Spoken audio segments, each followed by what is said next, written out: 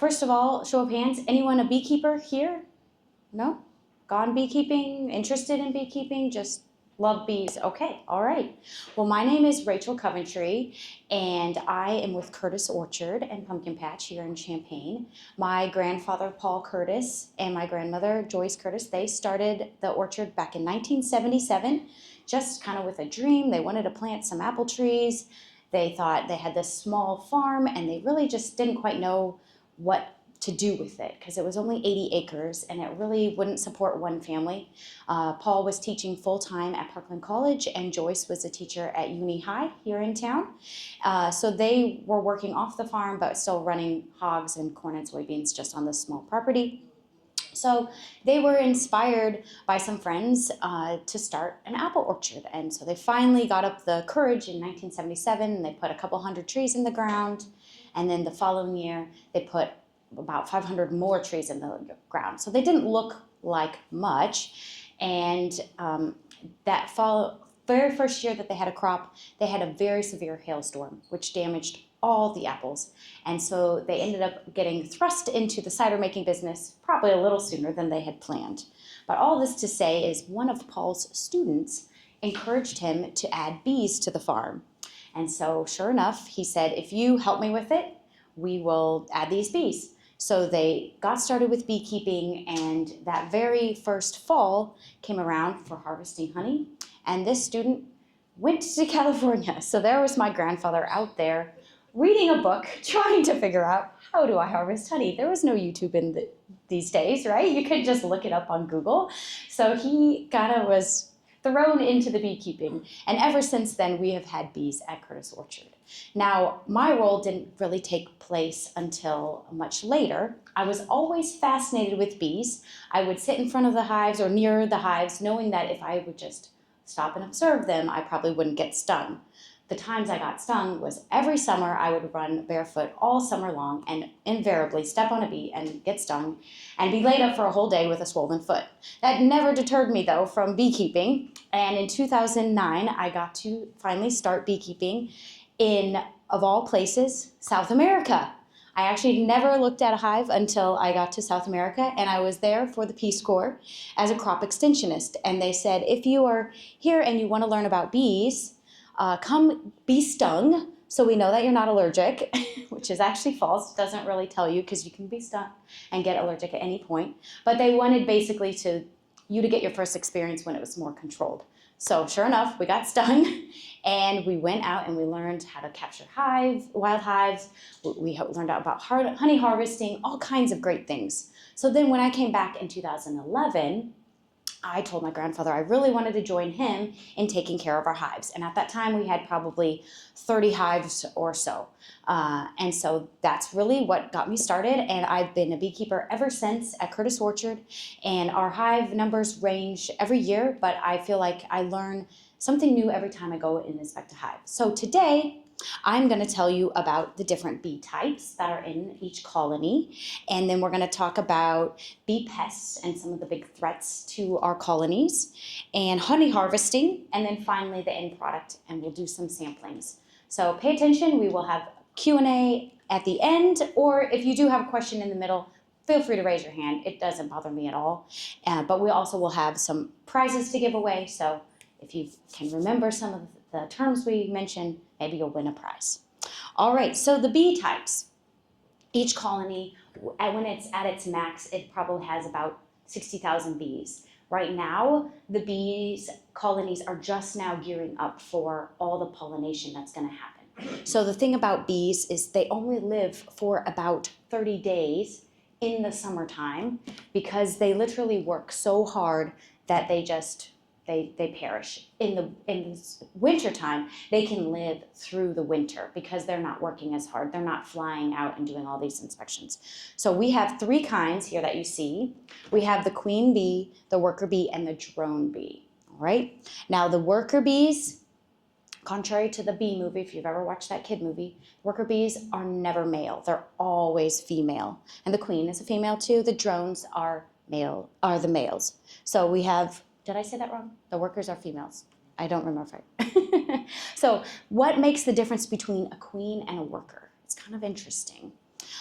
Every bee for the first 3 days of its life is fed something called royal jelly, which is a secretion from the worker bees' heads to feed to all these bees. Now, if it's a queen bee, she is going to get royal jelly for the rest of her life. She's only ever fed royal jelly, and that's what turns a worker bee, well, any egg could be a worker or a queen, really. But what they do is they make a very special cup that's extra big, and they decide, okay, this bee is going to become a queen.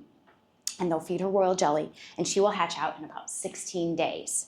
So she is basically the boss of the hive. She lays all the eggs. She emits a pheromone, which means none of the workers can lay eggs. And if there is any other queen that was hatching out at the same time, there would be a fight, right? There can only be one queen per hive.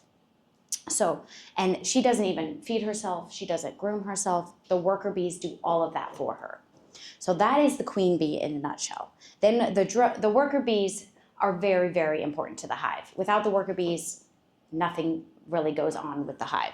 So they hatch out in about 21 days. So you can see that it's like 30 days a bee lives, but every 21 days you have a new batch of bees hatching out. And they have different jobs depending on their age. So their very first job is actually to clean the cell that they hatch out of, and they keep the brood warm. And then as they get older, they feed the older larvae, then they feed the younger larvae, then they produce wax. The wax glands are on the underside of their abdomen, and they chew that off, and then that's how they form all the hexagonal shapes. And then finally, they'll guard the hive, and the very last job are all the bees that you'll see out in a garden flying around. Those are the oldest bees. And that makes sense because a lot of times that's where they'll die. They'll die out in the fields just because they're at the end of their life. If they die within the hive, then the other cleaning bees, they will drag them out of the hive because they want to keep the hive very, very clean. Then we have the drones. So the drones, they get kind of a bad rap because they don't even feed themselves. They don't clean anything. They just hang out, and they will go from hive to hive too. They do, of course, have a very important role, and that is to mate with a queen. But not every drone will end up mating with a queen because you may have several hundred drones per hive, but they do not mate with the queen within the hive. They actually have kind of like a hangout zone that's somewhere up in the sky that a virgin queen will then fly through, and then they have to try and catch her to try and mate with her. And she will take one mating flight, right? But she will mate with several drones. If the drone mates with the queen, the drone will die. So, and then what happens, so the reason she just mates once, but with lots of different drones, is to help improve the genetics, to have different genetics. And then when she returns to the hive, she generally will not leave again because she's often a lot heavier. She really has a hard time flying. So when I find the queen, I really want to be very careful to protect her, to not let her fall out of the hive because she would really have a hard time getting in if she could get in, or she could get damaged or injured. So we want to be very careful with her. She does stand out because she is a lot longer. So, but you can imagine with 60,000 bees all moving around, sometimes it can be difficult to spot her.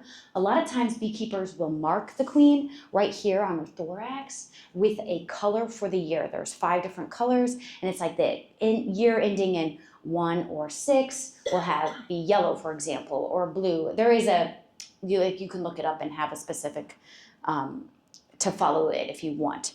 But generally, they replace the queens every year, even if I'm not even trying, or the mark will rub off. So as a beekeeper, I don't often worry about that. I feel like it's kind of stressful to capture her and to put that mark on her. When it's really, as a beekeeper's job, it's more important that I see what's happening when I do a bee inspection. Do I see young larvae? Do I see a good brood pattern? Those sorts of things, versus if I actually see the queen. It's not necessary to find the queen every time you do an inspection, unless you're trying to do a split, which would be taking 2 hives and make it or taking 1 hive, and making it into 2 hives.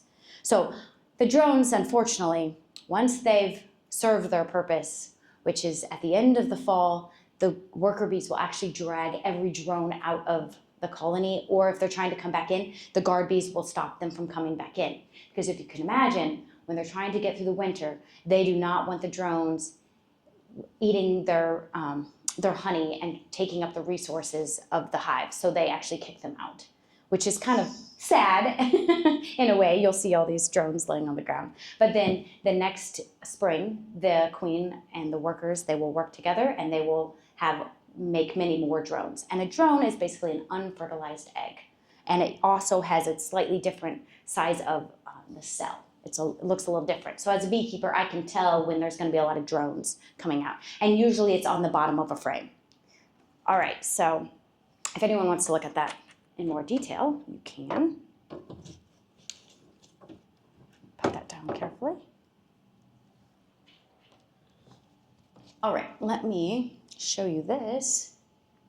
Of course, I would have loved to bring real live bees for you today, but this is a great example, great picture. If you see this here, this discoloration, and contrast that to this, and I'll have my girls take these around if you want. So this is capped honey. This is capped brood. Do you want to take these around? And this side shows them hatching out. Unfortunately, there's no queen on this. You can take that around if you want. And we'll talk about this a little bit more. Here, you go this way so they can look. So as a beekeeper, why do you think it would be important to know the difference between the cappings? Any guesses? Because a beekeeper, yes, we're looking at the honey, but we want to see a good brood pattern. You can see some holes, but if it's like this, where it's like all bullet holes, we're either saying, are there new eggs in there? Or is there nothing happening? Or they're chewed open? Because that could indicate, you want to take it back there? That could indicate disease pressure. Did you take it back there? Take it back there. And some of the big pests and threats, one of the biggest one is actually called varroa mite. So a varroa mite is about this big compared to our bodies, right? So you can imagine something feeding off of the hemolymph of your body. It would cause a lot of problems, right? It basically just, they'll hide kind of in this part of the bee, or they'll crawl around in the bee as it tries to groom itself. Any questions while we're waiting? Is that a parasite on the bee? Yes, called varroa mite.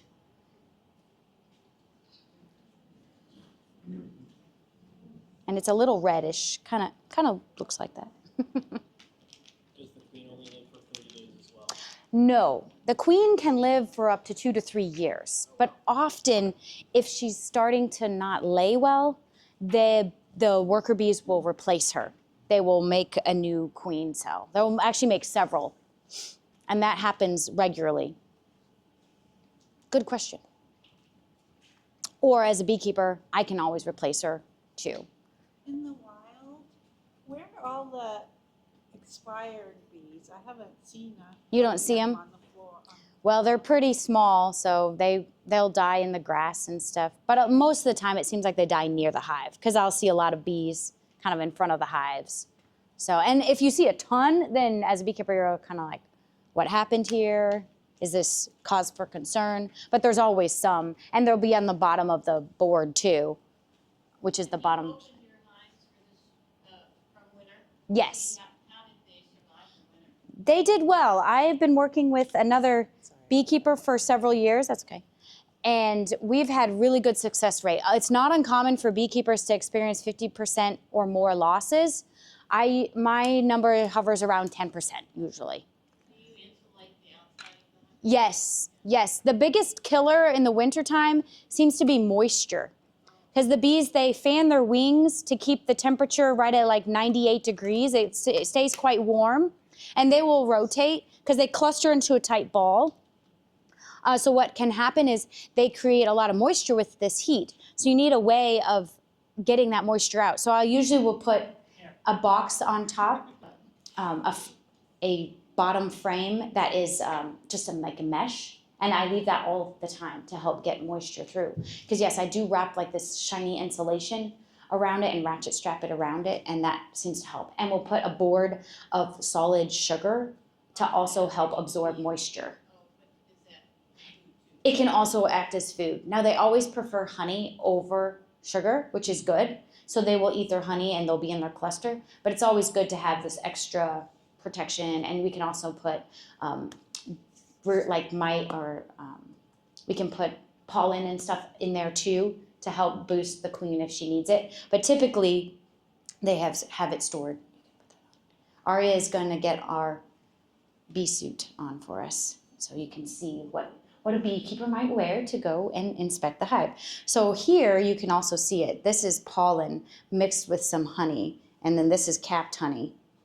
And the eggs, they're so, you can almost see them, but they're like a little white grub. And as a beekeeper, I'm always looking for the age of it. You can kind of see here, there's a little bit white. These are older grubs. The tiniest grubs, 1 to 3 days old, is what we want to see if they're going to start making a queen. And it might look like this, where it's like that tiny. So you have to have kind of good eyesight. I know some beekeepers will use like magnifying glasses, and it really looks like that small. And you're like looking at the sun, trying to get the right angle. Right in there. You're going to step into it. All right, so let's talk about some of the things that we need when we're going to check. Oh, and I guess, you want to pass around? This is the varroa mite. So, and one of the troubles it causes is it causes something called deformed wing virus. So what happens is the female mite, she will go in to the cells. You want to pass that around? And she'll lay her eggs within the brood, so it'll develop and eat the little larva underneath the cappings. So when they're a certain age, when they're done feeding them, they put this wax capping on top. And same with the honey, when it's ready to be harvested, they'll put the wax capping. You want to go walk around and show people kind of the demonstration of the size, the scale of the varroa mite. There's other pests and diseases that we deal with too, but I would say varroa is the most destructive, well, the most common one, I guess. We see it all the time. Even in a strong hive, we will still see varroa mite. So when we go to the hive, we want to get a smoker ready. And this is a smoker. It uses a bellows system. And what we do is we put different things in here. Like I usually start off with some wood shavings that I've collected from the orchard because they burn nice and hot, but will produce a lot of smoke. And then the air pushes through it, and then we get some smoke. So why does a beekeeper use smoke? It is very helpful to kind of mask the scent of me, and it also encourages the bees to eat some honey because they're kind of preparing to leave their hive. There's lots of different theories. So some beekeepers try to use lots of smoke, and other beekeepers try to use very little, trying to use kind of what makes sense with what we're doing. Sometimes it's just a quick inspection, and the less smoke, it feels like the less disruptive. But it also just kind of moves them around and moves them away too from where I'm trying to look, or because I'm trying to be very gentle and calm when I go in and look at the bees. And this is a suit that a beekeeper might wear. And this is a kid-sized suit because kids want to go learn about bees too. And there are lots of different styles of suits. I've often gone with just a veil in the past, but lately I don't really like getting stung, so I've been wearing more. They're not always stinging us, but it just depends. And obviously I try to keep my kids from getting stung because I don't want them to be afraid of them. So bees will find any little hole. So that's why it's so important that we have this Velcro down here and have it really secure. And this is nice because it's breathable, because you can imagine beekeeping when it's like 100 degrees, you're just dripping with sweat.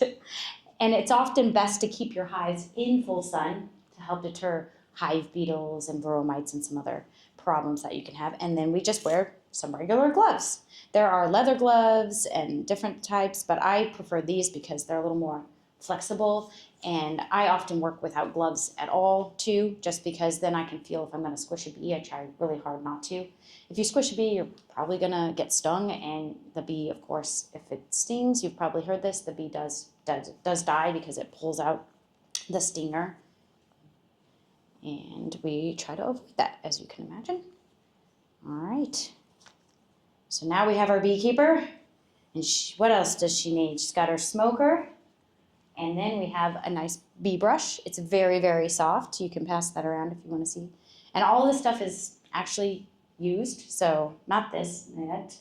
And then this is a hive tool. There's lots of different styles of hive tools as well. I found this one works just about the best because when it's in the frame, they're all tucked very closely. You may have 8 to 10 frames, and I can get this in between and pull it up.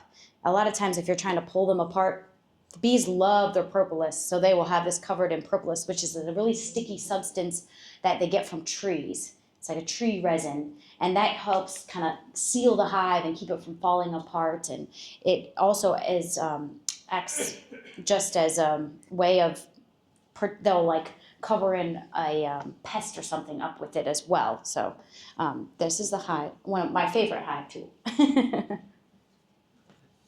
Beekeepers are always losing hive tools, so we have many of them.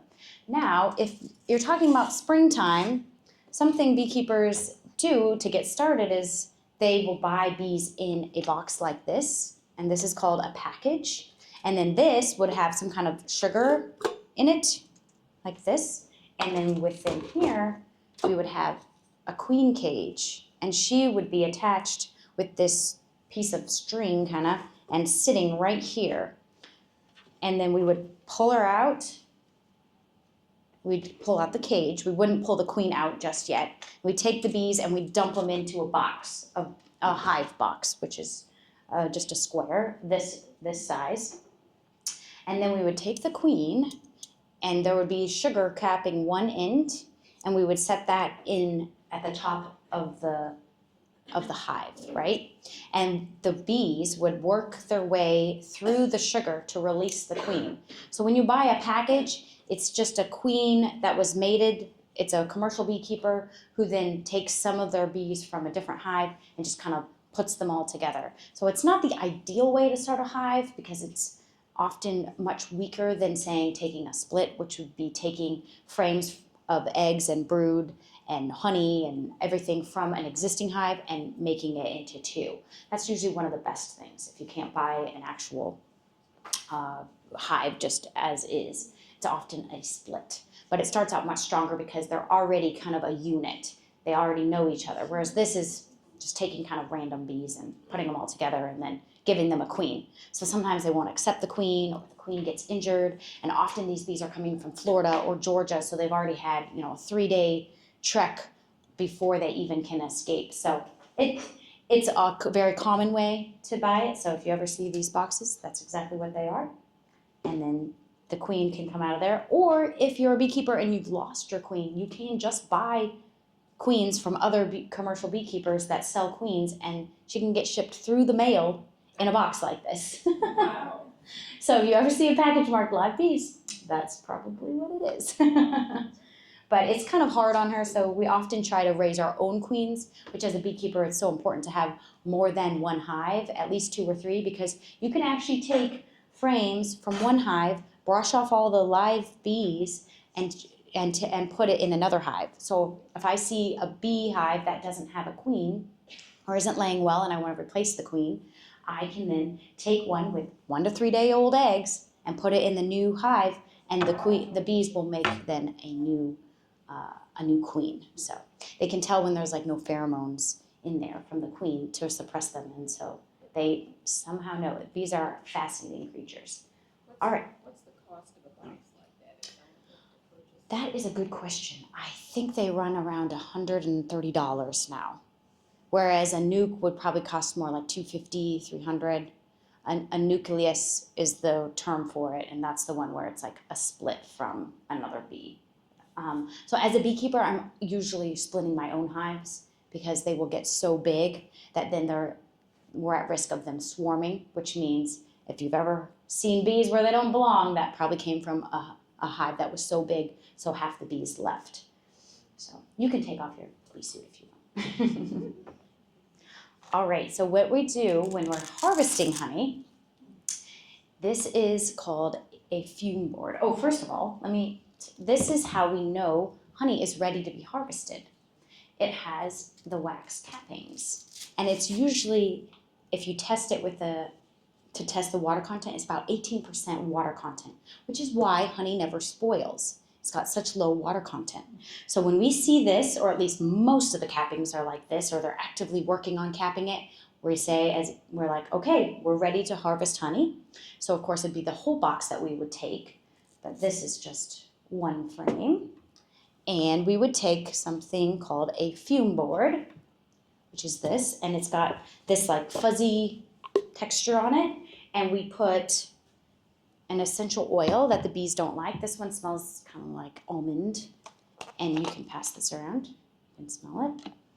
And we put it on this fuzzy part, and then we'll put this on top of our hive box, and then the sun will drive the fumes through the hive, and the bees will leave the boxes with the honey. They will go down deeper into the box. Ideally, of course, there's still some that they don't want to leave. And that way, that allows us to take the whole box out of the apiary, and then we can harvest it. So how do you think we get those wax cappings off? Any guesses? Your knife must strike downward. Right. There's lots and lots of different versions of this. I just brought a very simple one for you. This one, like, you can scrape it or you can scrape this direction. It's very sharp, but you can pass it around if you're careful. We have hot knives. There's melting planes. There's I have this other one where you take the whole frame and you press it through it, and it has these rollers on it that has these grooves. That one works pretty well. It's probably about the fastest. If I could afford it, I would get an unclapping plane that just you run it through and it melts it off. But they're like $3,000 or more. I'm not quite that large scale, unfortunately.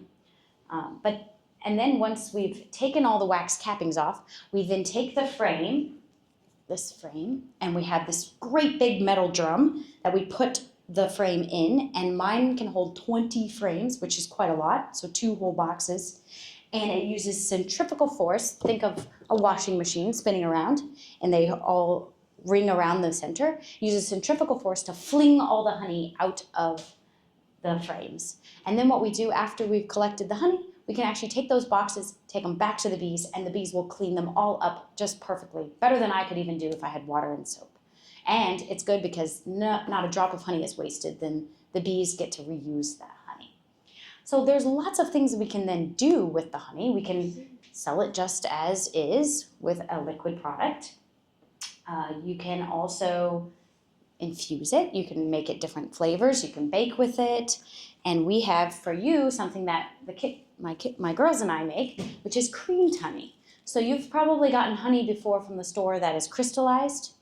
Usually it's kind of rock hard and it's hard to dig out. It's not bad. You can just reliquefy it if you want. But this is forced crystallization, so very fine crystals, and it makes it very smooth and spreadable. But don't leave it in your car because it'll melt just right back to liquid honey. So there's nothing added to it, just actually more creamed honey. And so kind of a specialized process that takes about 2 days for us to, well, no longer than that, 2 days to prep it, and then it has to sit for about 14 days at a very specific temperature in order to replicate those fine crystals. So we have brought for you some sand. You can taste it today if you would like. Oh, Aria, don't forget, this is for the trash. And then we sell this, of course, at the orchard. And it has a very smooth texture, and some people like it, some people could care less about it, but I think it's a lot of fun to make, and my girls love to help me with it. And then what else can you do with it? Well, after you have all these wax cappings, right? We don't want to throw those away. There's a use for them too. People will make candles, they'll make molds with it.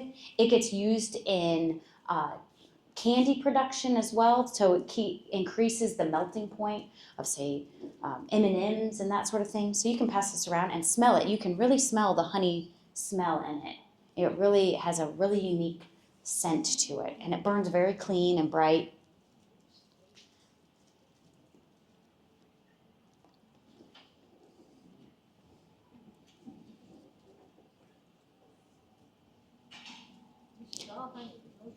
No sugar added. Nope, absolutely 100% honey. Yeah, it's very sweet and it has a nice texture to it.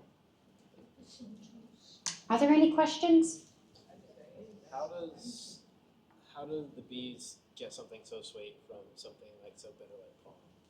Well, okay, so honey comes from the nectar of the flowers. Pollen is a separate product, right? And pollen does, when it's really fresh, actually tastes kind of sweet.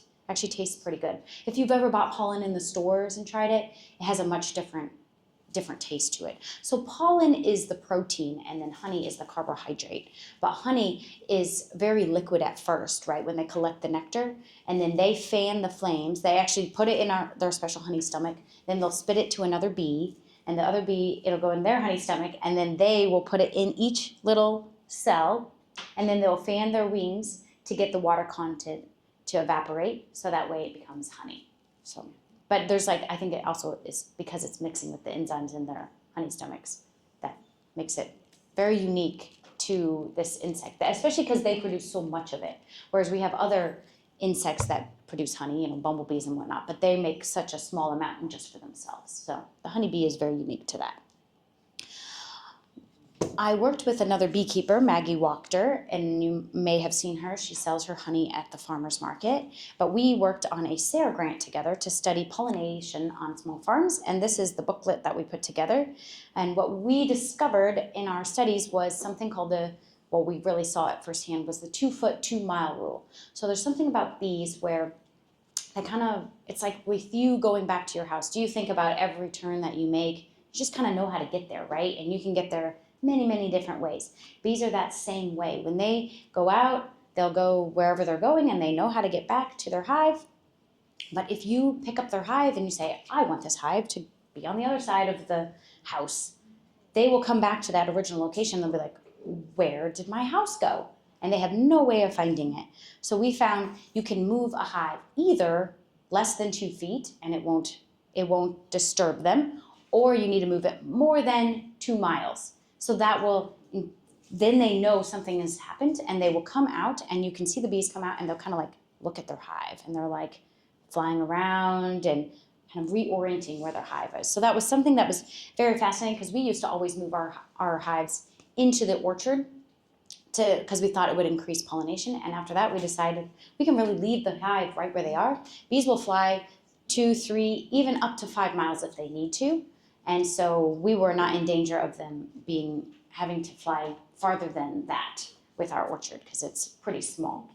So if you live within a couple miles of the orchard, you will probably have my bees visit your flowers. So one of the best things you can do for all pollinators, really, I'm very passionate about butterflies and any kind of pollinator because they're so vital to our food system, is to plant flowers. And all different types of flowers will attract different kinds of insects. Bees are especially drawn to flowers that are more shallow because they can reach into them. If it's more like a trumpet vine or something that's really deep, that's definitely more geared towards hummingbirds because they have a different mouth structure. So think of the mouth structure that matches the flower, and same with butterflies. They have a much longer tongue than bees. Bees is much shorter, so they need much more open flower, and they can see yellow and white and grays and blues. Those are the best colors that they see of flowers, so they're more attracted to those colors of flowers. So I can pass this around if you want, if you're interested in it. Yes. My friend in Champaign said she had a queen bee in her water spigot against the house, like the little faucet, and I just wondered what you thought of that. I would be very surprised if it's a queen bee because a queen doesn't leave the hive. Okay. If it looked different than a normal worker bee, it maybe was just a totally different type of bee. So yeah, because a queen, especially, she would never be by herself. If you see a swarm, she is hard to find. It's worker bees everywhere. Swarms are really interesting. They will leave, but half the hive basically leaves, clusters on a branch, and then they will send scouts out to go find a new spot. And so oftentimes I can catch my own swarms because they'll be up in a tree. So I'll get another box and put them in a box. And then they're usually like, oh, this is great, a new spot that's got plenty of room, and so they'll stay. So it's very important. I've caught them on U of I campus even. People have called me for various reasons, various places. Bees end up, especially this time of year, this is a highly likely swarm time. And as we get into summer, the colonies are growing, and that's when you'll see. I take a box, and I often get a big sheet, and I'll put it on the ground to help catch any stragglers. It kind of depends on the location of the swarm. Sometimes they're in a tree, and that could involve chainsaws trying to cut it out of there. I try to avoid those types because they're more of an established colony, and it takes a lot more effort. And if you can't find the queen, they'll just keep going back to their old spot. When it's just truly a swarm and it's maybe just on the side of a building or on a bush or something, usually if you can capture most of the bees, the queen has fallen in the box with it, and then you can leave it to the nighttime. And if you've caught any stragglers on the tarp, they'll hopefully crawl in, because if you put it right on the ground. And I like to bring frames that smell like honey and that don't have any bees or eggs or anything like that. Just have maybe some honey on them, because I've got other hives, and then that'll be an attractant and really encourage them to stay. And then I can move it that night then, because the bees don't fly at night. They fly during the day. How long does it take for them to develop their wings so they can fly? When they hatch out, it probably takes about a day before it dries out. When they hatch out, they're fully developed. They look a little white because they're not their wings haven't hardened off yet, but they can fly probably within a couple days or so. But it just depends. You can tell when it's a newly hatched bee because they won't fly away from the hive. They'll kind of fall down into the grass. So you really do want to be careful and to make sure you don't lose any of those. But if you're catching a swarm, those are all bees that have flown away from the hive. So you know they can fly, obviously. So good question. They sell like wildflower, honey, and orange blossom. Can you actually control the taste of the honey? To some extent, right? So bees can fly quite a long distance. So if you're going to get orange blossom, you're harvesting right after the bloom, and you're placing the hives within the majority of it is going to be orange blossom, or an orange grove, for example, or lavender. So some of it can be, maybe some of it's infused with it. You can taste it depending. For myself, wildflower is just a general term for a mix. We don't harvest right after the apples, because now is when the apples are in full bloom, and now is when your hives are just building up. So it wouldn't really be a good time to harvest. I really try to time it to do it in August, when I know they have enough time to then collect more honey if they need, because they need anywhere from 60 pounds or so to get through the winter. Maybe, it varies, right? But as I'm looking at my hives going into the winter, so late October, November time, I can then move honey frames around from hive to hive to ensure that they have the best chance of survival. And really that is having access to honey, because once they get in their tight cluster, they won't always move around a lot. So it's really important that they have access to food, and that the space fits the hive. Like, you don't want this tiny cluster of bees in this giant tall stack of boxes. You really want to reduce it down and not have empty space, because the bees tend to move up. They'll start off with one box, and then as a beekeeper, I see they've filled up that box with bees, so I put another box on. Then they'll fill that one up, and so on and so forth. Once they get to 3 boxes, I feel comfortable adding some honey supers, which are just boxes dedicated to collecting honey on top of that. But once we've pulled off those honey supers, then I want everything else to go to the bees. And that might mean taking that bottom box away, because they're not really using it anymore. There's no brood in there. There's no honey. And then reducing them down to maybe 2 boxes, or even 1 if I really have to. But generally at that point, a beekeeper saying goes, take your losses in the fall. So you might see that you have 2 smaller hives. Well, you might be able to combine them then to make a bigger hive to help get them through the winter. Or you take a small hive and you add it to a stronger hive. That's usually the best way to do it. So it's like one might have lost by itself, but together they have a stronger hive and much better opportunity. Yes? How do you go about introducing these? 2 hives together? That's a great question. Newspaper. First of all, we want to make sure that we only have 1 queen, right? So if that means we're taking the queen and giving it to a different hive, there's lots of different manipulations you can do. Generally, it's a hive that doesn't have a queen, and we know this because we don't see any eggs. No eggs, maybe all the brood is capped even. So then we can take those boxes, and we take the hive that has the queen, and we put newspaper between them. A layer or 2 layers of newspaper. And then we take the boxes and put them on top. So then what the bees will do, they will chew through the newspaper, and by the time they've chewed through the newspaper, they become friends and they don't fight each other, and now you have a new hive. So it's as simple as that. But it is very important to know. One thing that can happen if you go too long without inspecting your hive and you notice that you don't have any eggs anymore, any brood, but then maybe you do see something unusual, which is 2 and 3 eggs in a cell, or you see lots and lots of drone cells, then that could indicate a laying worker. So you didn't have your queen for such a long time that the workers then were able to lay eggs. Well, the workers, they're too short. You see how much shorter their abdomens are? So they cannot lay the egg perfectly in the center like the queen can. They will lay on the side, and they'll often lay more than 1 egg, and then you've got a problem. You've got drones, and it's almost completely, they're irreversible. It's almost impossible to find the laying workers because it's usually more than 1 laying worker, and to reverse that hive. So what the theory is that you dump out the bees on the ground, and the laying workers then can't crawl into the hive because they're too heavy because they've been laying eggs, but all the other workers might be able to then return to a new hive because they can split up. A few of them scattering here and there wouldn't be too much of a problem, but it's a real problem. So it's very important to check your hives every 3 to 4 weeks and to ensure that your hives are doing great and to take action and to know what to do. It's a big learning curve, but I find it fascinating. I've even seen 2 queens in a hive, and you're like, what? I thought there was only ever 1, but a big enough hive, sometimes you will see a queen at the top and you will see a queen at the bottom. It's very, very rare, but it does occasionally happen. How many hours a day does it take you to take care of all this? It's about 15, 20 minutes, if it's a good hive, every inspection.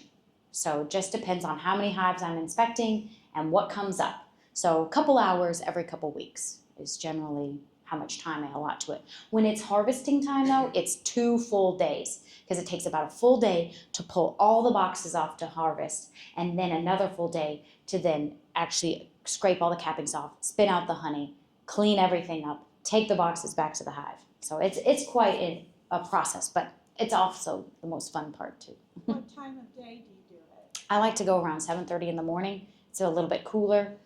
Sometimes you have to go a little bit later. It depends on the temperature. It must be at least 50 degrees, and you want the temperature to be climbing that day, not going less than 50, because then the bees would need to cluster again, and you don't want to disturb them because you could really mess up your hive. So, but if it's like a little bit colder, but you still see them flying, you can sometimes take a quick peek to make sure they have enough sugar or that they have pollen patties and stuff like that. That's usually what the early inspections of the year are happening.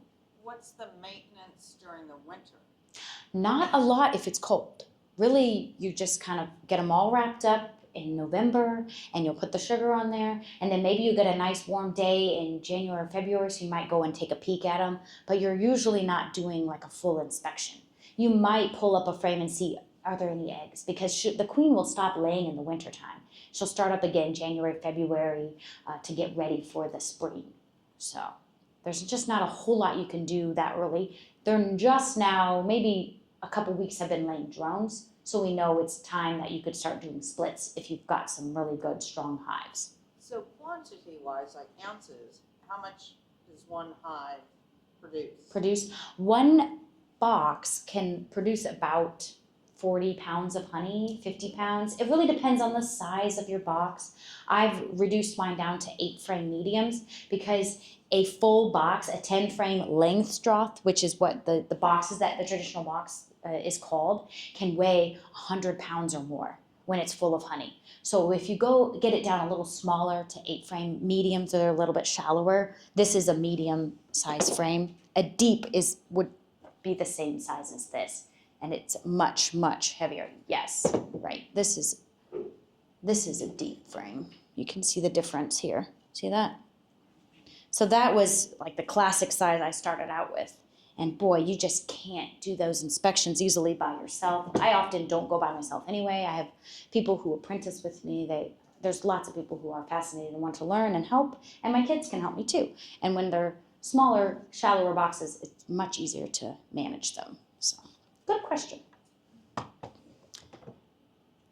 Any other Do you questions? offer classes for this sort of I don't do classes. I just get people will give me their contact, and I'll say, hey, I'm going out Wednesday morning at 7:30. Meet me in the apiary. So and they'll bring their suit, or I have lots of suits too. So it's a good way to learn. I highly recommend it because beekeeping is so nuanced, right? You won't know until you see it. Like, you can read all the books and watch the videos, but it sometimes can go over your head that you're seeing a problem too. So it's good to catch the problems when it's early if you can and do something about it. Did you say they use 60 to 70 pounds of honey a winter? If it depends on the size of the hive, but yes, that we often like to have a whole. Or do you feed them regularly? No, I leave the frames. I leave these frames in the hive. So I like to have a full box on top if I can. And that's, 40, 50 pounds it can be. And it's the more the better, right? And then how do they access that? Are there little holes? They will chew the wax off and they will eat it, and they will feed it to the queen, and they will feed the baby bees too when they have them. So they feed them some, I didn't even mention this, something called bee bread, which is a mix of pollen and honey that they will mix together, and that's what the other bees get fed after day 3. So the queen, remember, only royal jelly, and the other bees, they will get bee bread. And the pollen, I didn't even cover the most important part, but the pollen gets stored on these specialized hairs of the worker bees only. Only the worker bees have it, and they will stick it onto their legs, and we call them pollen baskets, but they're not actually baskets. It's just, they look like little baskets of pollen. And you can observe this in bees in the garden. You'll often see bright yellow, orange, all different color of pollen, even red pollen. It's quite fascinating if you start to observe a bee and you can see it on their hind legs. And they take that back and they'll store it in the cells too, just like here. But they don't cap that, so you can see it. It looks kind of sticky and gooey, but they need that too. So that's the protein. So then per hive, how often do you get a harvest in a year? I typically just harvest once because it's so time consuming. I'll just keep, when a box is full, I just put another box on top. Box full, put another box on top. You'll see the stacks. They get, quite high sometimes. Usually when it's that tall, you're like, okay, it's time to harvest. But it depends on the strength of the hive, and it also depends on the temperature, the weather. We want nice sunny days, not too windy, because when it's really windy, they tend to not fly as much, or if it's too cold, or if it's raining, the rain will wash out the nectar from the flowers, and also they won't fly when it's raining because it would be really bad for them. So you need good weather and good floral sources as well. So we try to plant lots of flowers at the orchard. We've got a whole field of zinnias. We have blueberries and strawberries and all kinds of small fruits all over our farm, and we're right next to a neighborhood, lots of neighborhoods that also plant lots of flowers. They will visit all kinds of places. So we have a really nice mix of floral sources, and our honey actually won a huge award in 2017 and 2016. First we won the region, and then the following year we won the best tasting honey in the world because it's an international contest. So we're pretty proud of that, this little area of Champaign, and it's a blind taste test. So it has lots of rounds of judging, and our honey had to advance each round in order to get to the final, which was of the honey of the entire world. So it's pretty exciting. It takes place every year in Asheville, North Carolina, and the Center for Honeybee Research is using it as a fundraiser to fund research to study varroa mite and colony collapse disorder and things that contribute to the detriment of honeybees. So it's pretty exciting. If you ever go over to the state fair, there is a whole honey display and a whole honey contest there as well, but honey is judged not just for its flavor, but for its presentation. So they'll look at the jar, make sure there's no fingerprints, no bubbles in the honey, but it is quite interesting to see the exhibit because they will show the honey from very, very light to very, very dark, and it's all just dependent on the flower sources, but they'll also have all kinds of artwork and things made out of beeswax and honey as well. So I highly recommend a trip over to the state fair, and that happens in August every year. So I think a long time ago I heard Royal jelly? was good for your complexion. Yeah, I'm not sure how they harvest it. They must have a mechanism. Right. Yeah, I think it probably I mean, it must have some properties, but yeah, I have never collected it. I've heard it's secreted from the worker bees' heads, but I don't know how you would know. But maybe when the bees are when the eggs are first laid there, it's completely dry, and then by the third or fourth day, you start to see this like little pool of stuff in there, and I'm guessing that would be the royal jelly. So perhaps they're harvesting it that way. But I haven't done enough research on that. There is a great new National Geographic episode. There's 2 episodes on honeybees that just came out, and I highly recommend watching it.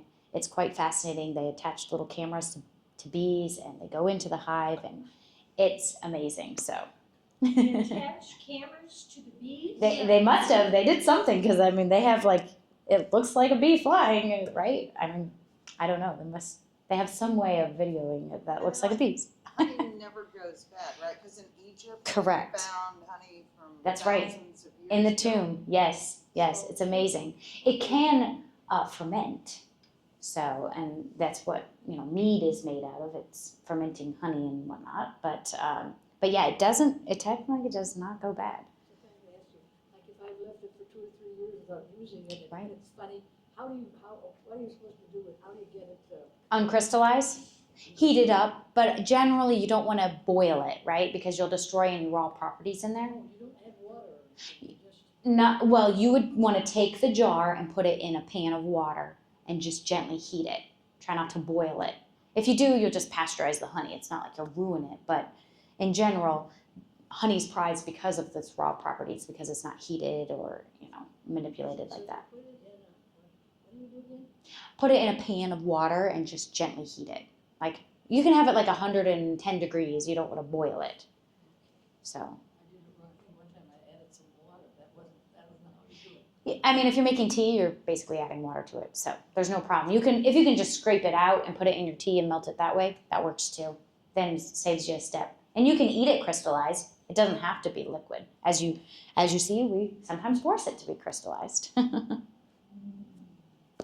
ago, when I worked at the College of Ag as an editor, one of the newsletters I did was Bees and Honey, and there was an article in there about barcoding bees for the hives. How would you do And that? I was just I'm thinking, how do you slap a barcode? Must go on this part of the bee where we mark the bee. We can put a little dot there. Well, or I don't know if they would put it on their wings. I feel like it would bother them. So I don't know. The girls and I, we will mark butterflies, and that can be put on their wing, and they track them when they migrate to Mexico, and they pay the locals to find butterflies with these tags on them, so then they can track their migration.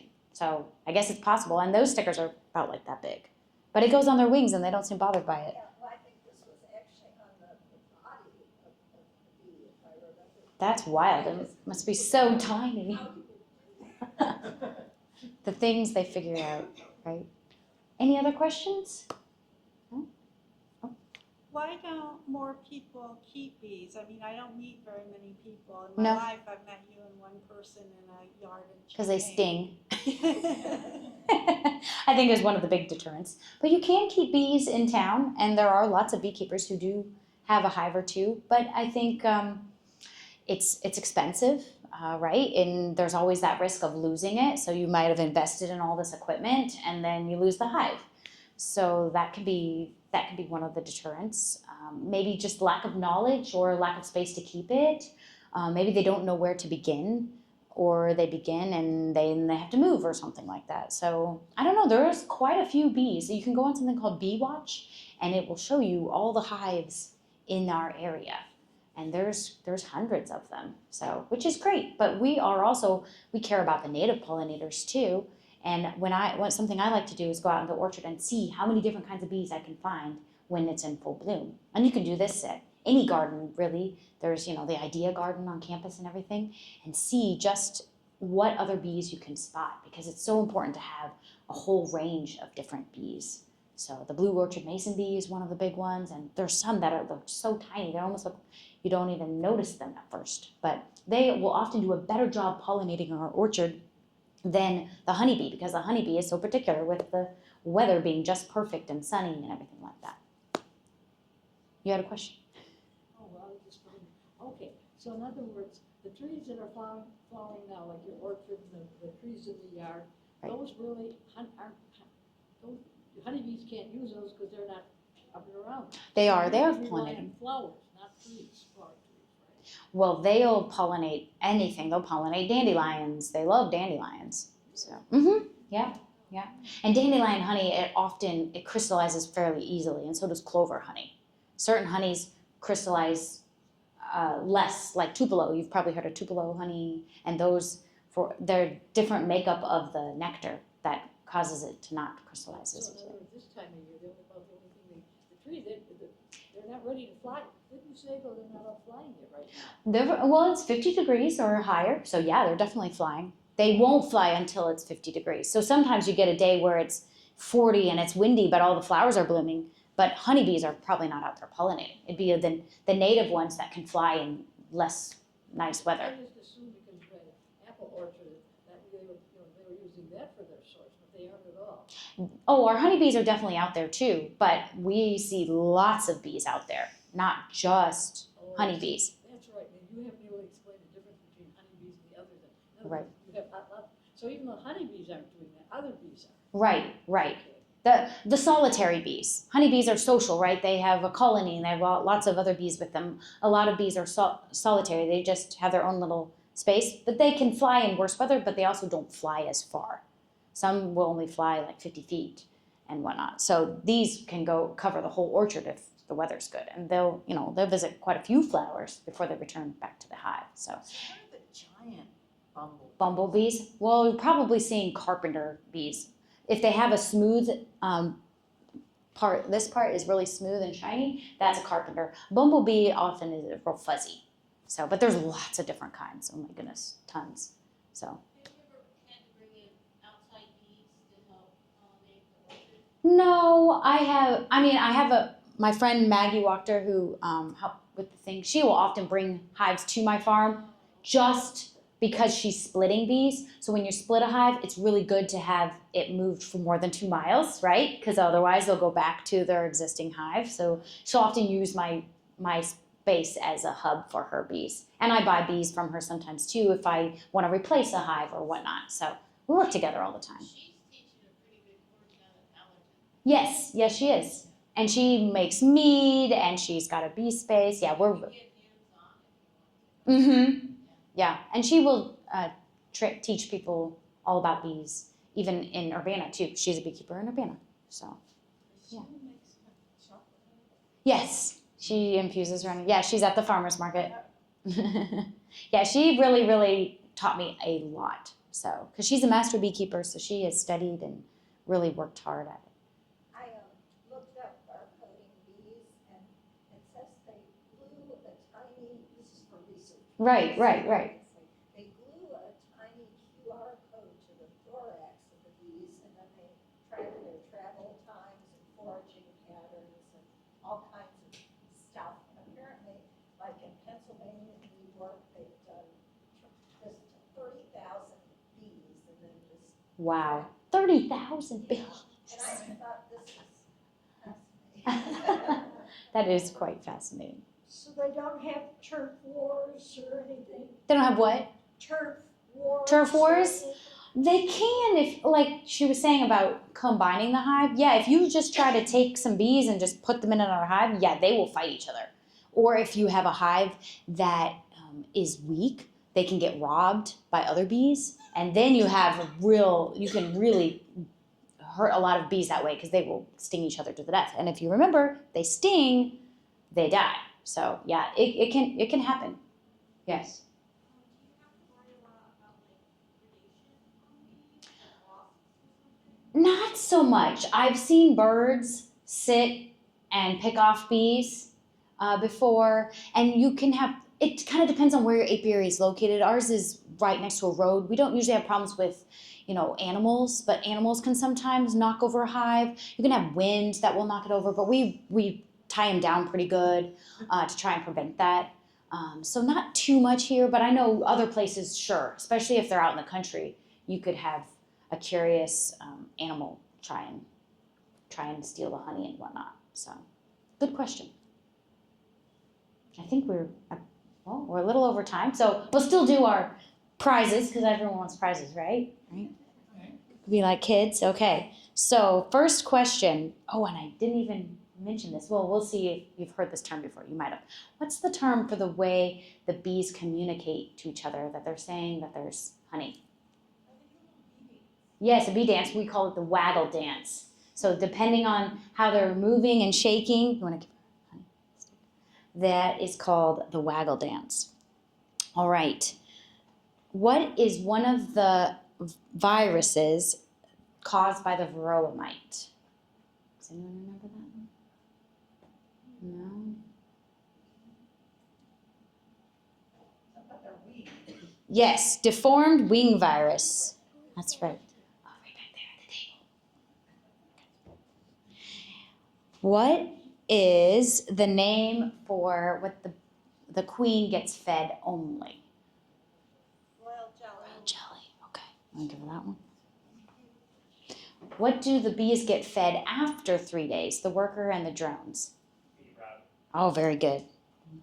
What was the answer? Bee bread. Bee bread. I'll get that one. It's okay. We can give these away too if you want. All right. Can anyone name some types of hives? Type of hive. Yeah, what's it? Langstroth, good, good. You want to give her one of those? Yeah, do that. Right back there, all the way to the back. You can come visit the zinnia fields when we open with these. Any other names? There's quite a few different types, if you've seen some of them. Anyone think of any?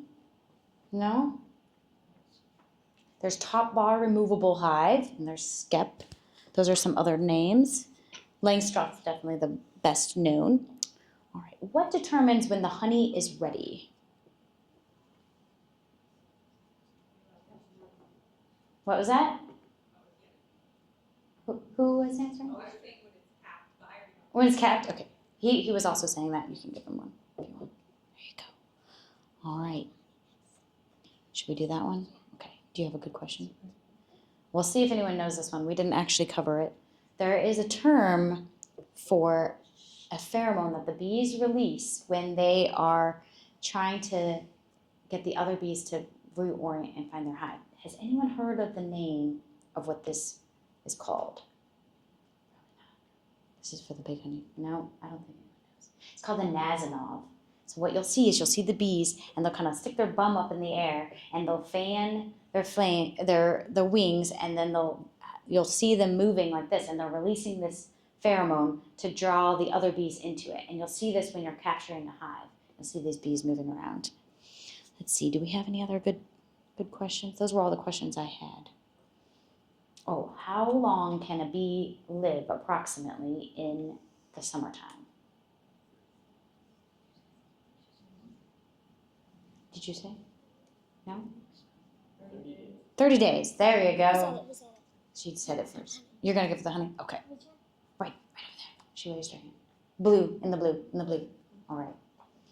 Well, you've been a wonderful audience, and I hope you'll all come out and visit us at the orchard. And if you have any other questions, I'm there a lot all the time. So if you see us in the apiary is right by the road. So if you ever see us out there, you can always stop and watch and poke your head out and try not to get, bees usually are pretty gentle, so, which is good. All right. Any other questions So you guys sell your own honey that you make there? Yes, we do. And we sell our creamed honey, and we also sell the comb honey. So, all right. Thank you. You've been a great audience.